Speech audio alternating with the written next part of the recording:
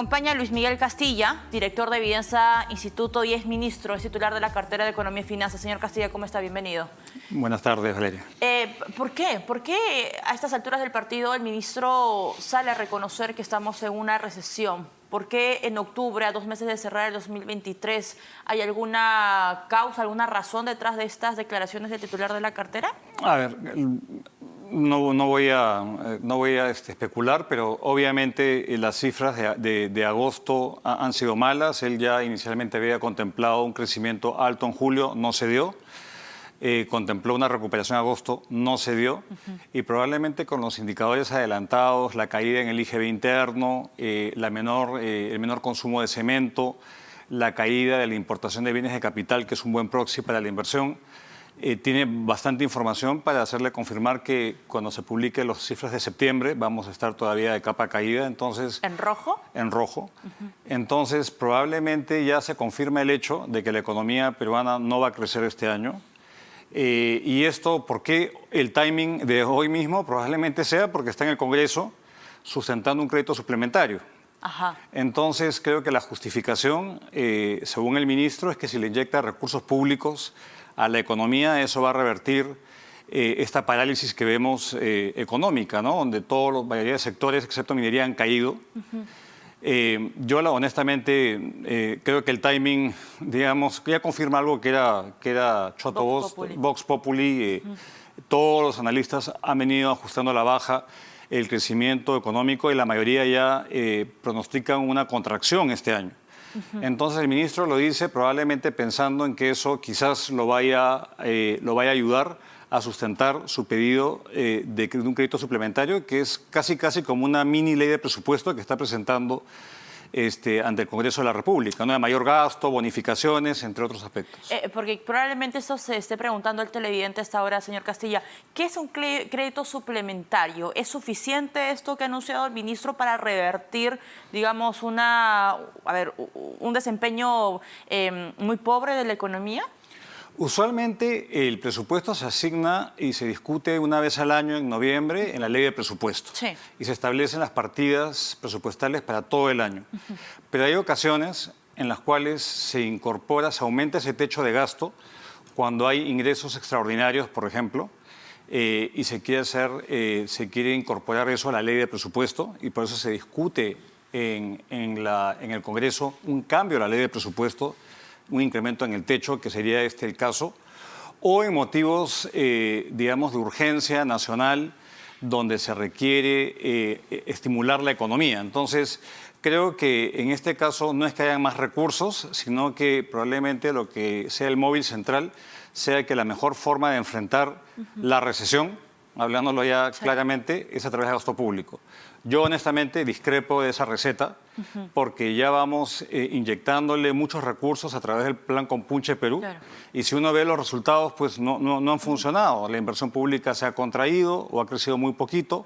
El consumo público, que supuestamente es más fácil, son bonificaciones, transferencias, subsidios, tampoco ha funcionado al primer semestre del año. Entonces, insistir con la misma receta que no da resultados me parece que es algo que le están aconsejando. Quizás hay móviles políticos, no quiero especular, pero creo que si pretende cambiar la perspectiva de una recesión a una economía en recuperación a través del gasto público, yo tengo mis serias dudas respecto a la efectividad de esa receta. Señor Castilla, yo quería que esta entrevista, porque primero quería arrancar con esta pregunta. ¿Hace cuánto tiempo la economía peruana no está en recesión? Quiero quitar el factor pandemia, pero ¿hace cuánto tiempo no veíamos una recesión económica como esta?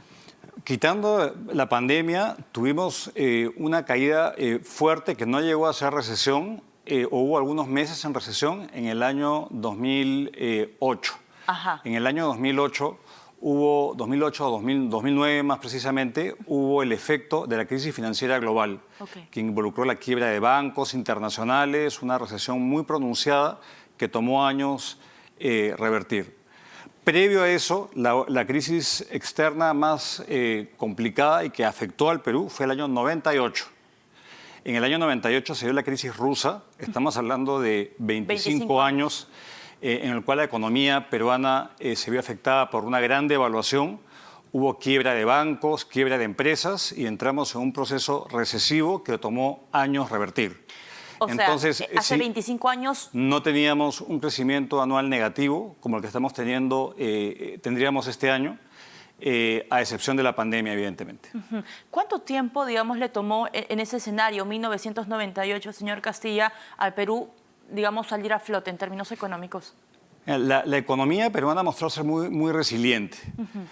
En un contexto histórico mayor, y de hecho viendo una de las presentaciones del propio ministro de Economía, el peor momento, el peor golpe que recibió la economía peruana históricamente fue la guerra con Chile.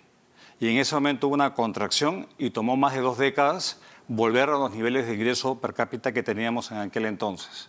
Si uno lo compara a la pandemia, en la pandemia tomó un año. Colapsó la economía 11% y el año siguiente rebotó 13%. Claro. En este momento lo que vemos es que ningún motor del crecimiento es evidente para impulsar un crecimiento sostenido y que se recupere rápidamente la economía.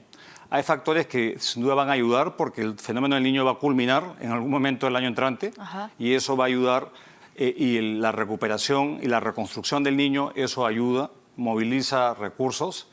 La política fiscal expansiva que está llevando a cabo el gobierno, que no está funcionando hoy, va a tener un impacto tardío, pero va a comenzar a estimular la economía. Y principalmente la inflación va a ceder, porque si bien ahora estamos con una inflación que tiene muchos riesgos al alza por los conflictos bélicos en Medio Oriente, el precio del petróleo y esta situación de mayor devaluación que se ve que se puede afectar la inflación, probablemente el consumo también ayude, pero la pregunta es cuánto ayuda. Si vamos a pasar de un crecimiento negativo a un crecimiento de 3%, como estima el gobierno, o a un crecimiento de 2% o incluso por debajo de ello. Entonces, nadie prevé que haya recesión el año entrante y que esta recesión dure mucho, porque los factores principales son temporales en el tiempo. Ok. Pero o sea, esta recesión va a ser temporal. ¿Tiene que? Tendría que ser por la lógica de Claro. que lo que la generó fueron principalmente shocks transitorios. Una vez que se acaba el shock transitorio, el Niño, ya no hay una interrupción, digamos, en la oferta. Acá lo importante, Valeria, en mi criterio, es que la inversión privada sigue muy deprimida. Y la inversión privada es muy importante porque es la que genera empleo. Y un dato que no es menor es que el consumo, que ha sido también muy resiliente, el año pasado creció casi 3%, este año crecería por debajo de 1%. ¿Y qué explica por qué el consumo privado no crece? Básicamente el costo de vida es mucho más alto, los ingresos son más bajos, el empleo es precario y eso hace que la capacidad de consumo de los hogares y las familias peruanas sea menor. Y el mundo ha estado impulsando el sector, las exportaciones, por ejemplo, pero con todos los riesgos geopolíticos que estamos viendo, no se sabe. Incluso el día de ayer hubo mucho digamos, fue un día muy volátil en los mercados de capitales, porque lo más previsible es que la tasa de interés internacional se mantenga elevada en Estados Unidos. ¿Y qué significa esto? Esto significa que la inflación está siendo persistentemente alta, especialmente la inflación de trabajadores de la fuerza laboral, y eso hace que los capitales salgan buscando rendimiento a Estados Unidos. Y eso debilita el tipo de cambio de países como el nuestro y muchos otros en el mundo. Entonces, el mundo está inestable, hay mucha incertidumbre y el factor político no ayuda a esa recuperación de la confianza. ¿De qué va a depender, señor Castilla, cuánto tiempo le va a tomar al país salir de esta etapa de recesión?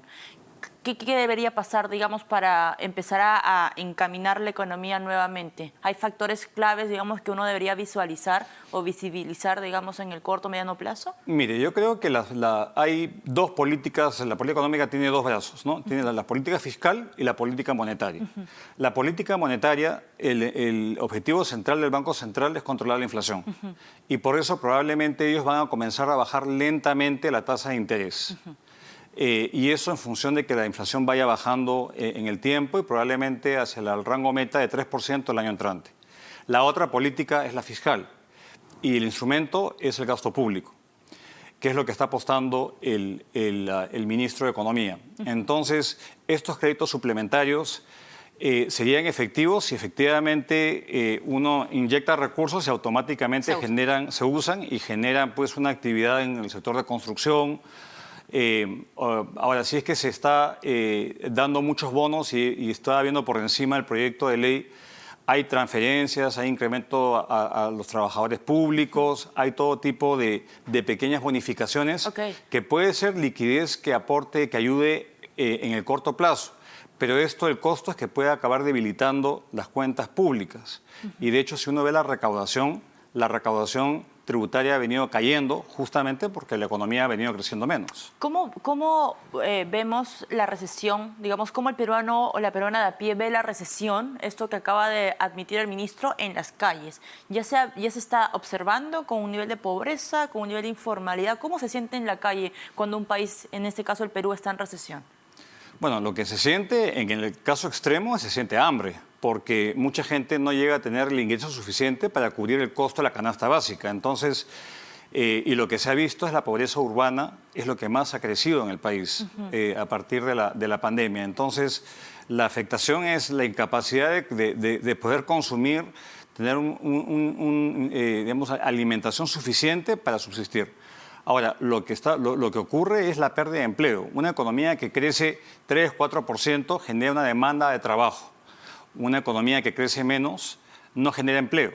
Entonces, yo creo que al no crecer este año, probablemente la economía peruana esté dejando de crear más o menos entre 450.000 a 500.000 puestos de trabajo. Y no es que esta gente no haga nada, sino esta gente tiene que recursearse para poder sobrevivir en trabajos. ¿El pronóstico 2023? El pronóstico 2023. Ahora, para el año entrante, que es un año de transición, que se acaba el Niño y que se comienza a normalizar la situación externa y las tasas de interés comienzan a bajar y hay menores presiones depreciatorias, probablemente veamos una recuperación que hoy día el pronóstico que yo tengo personalmente es un crecimiento en torno a 1,5–2%. Que no es gran cosa si uno le quita el crecimiento de la población, es un crecimiento per cápita casi nulo. Entonces, lo que esto confirma es el lamentable incremento de la pobreza que vamos a tener para este año, cuando se mide el año entrante, y una sensación, digamos, de estancamiento muy, muy duro. Que se siente en pobreza, se siente en incapacidad de poder gastar, y esto obviamente reditúa en mayor inseguridad, criminalidad y una desafección ciudadana, ¿no? Al ciudadano a pie le comienza a tocar el bolsillo y obviamente va a sentir mucho descontento y esto puede incluso presionar la gobernabilidad del país porque hay regiones muy afectadas ante la falta de empleo y oportunidades. Entonces, la situación es delicada.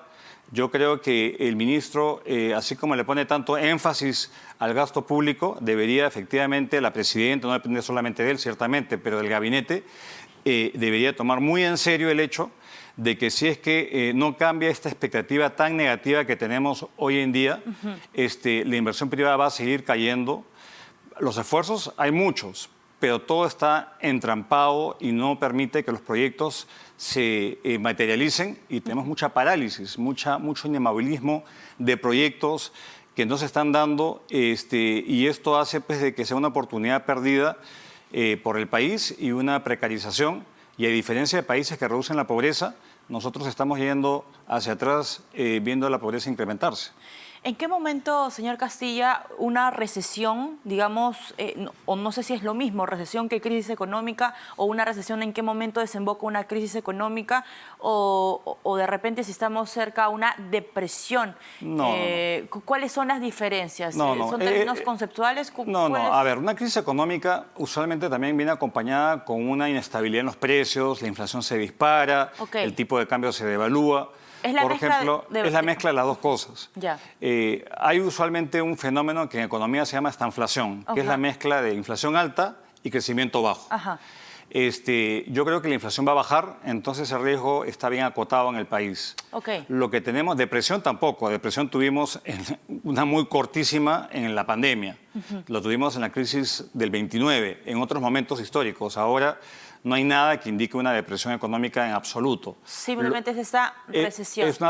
Es un crecimiento negativo del PBI y eso hace pues, que la torta se achique y que incluso los recursos fiscales que están disponibles para cerrar brechas sean más pequeños, la deuda se incremente y esto puede definitivamente afectar eventualmente el riesgo que perciben las agencias calificadoras.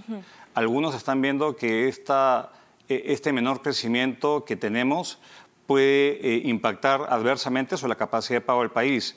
Yo creo que todavía tenemos una gran fortaleza fiscal, pero no es infinita, ¿no? Y me preocupa que este mayor gasto público también reditúe en el incumplimiento de las reglas fiscales. Hasta hace muy poco, el ministro de Economía sostenía en sus roadshows que se iba a cumplir con las reglas fiscales. Yo como estoy viendo esta inyección de gastos por un lado e ingresos que no crecen, entonces yo veo que eso va a ser muy difícil lograr cumplir con lo prometido. Y la situación no es que sea hoy gatillada, esto ya viene arrastrándose todo el año. Ahora, ¿todas las recesiones son similares, señor Castilla? Porque usted mencionaba hace instantes, bueno, no veíamos un episodio de recesión económica desde hace 25 años, en el 98. ¿Todas las recesiones son similares? ¿Esta que nos está tocando vivir en este 2023 es similar a la del 98? Es difícil saberlo porque hay una recesión que es en forma de B chica. Cae y rebota. Y eso fue, por ejemplo, durante la pandemia. Hay recesiones que tienen una forma de L, que caen y quedas en un estancamiento económico y la recuperación es muy lenta. Y eso quizás ocurrió en otras épocas. Creo que acá, a diferencia de otros países, tenemos los fundamentos sólidos. La macro, igual, muy sólida. La apertura, sigue habiendo acuerdos comerciales y demanda por nuestros productos y el modelo económico sigue incólume. O sea, no hay factores para estancarnos en un periodo de recesión larga. Yo no veo eso. Lo que veo es una oportunidad perdida.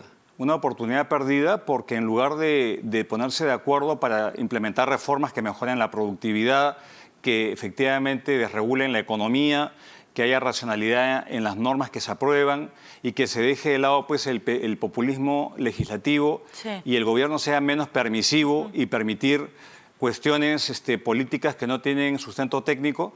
Entonces, digamos, son esos factores los que limitan el crecimiento. La estructura del Perú sigue siendo sólida, absolutamente sólida, y eso se demostró en el rebote post-pandemia. Lo que tenemos es que reanimar los espíritus animales de los inversionistas, tener reglas claras, mayor liderazgo y ojalá que un poco más de menos promesas vacías de contenido o generar expectativa de recuperación que no se pueda cumplir, porque eso lo que hace es que eso acaba con muchos electores defraudados y que buscan pues alternativas maravillosas que finalmente son mucho más costosas que la enfermedad.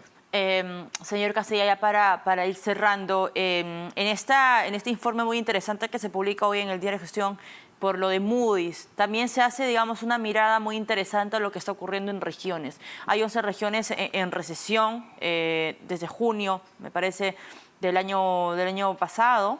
Algunas, pero hay 2 regiones que llaman muchísimo la atención porque tienen 7 trimestres en caída y están en rojo. Es la región de Huancavelica y la región de Tacna. Cuando hay este tipo de situaciones, cuando de repente ya estamos hablando de que algunas regiones están más golpeadas que otras y tienen ya, digamos, están viviendo etapa de recesión hace muchos meses, ¿es posible que el ministro de Economía o el Ministerio de Economía empiece o debería aplicar reglas muy puntuales en esas regiones? ¿Cómo se debería ayudar, digamos, a estas personas?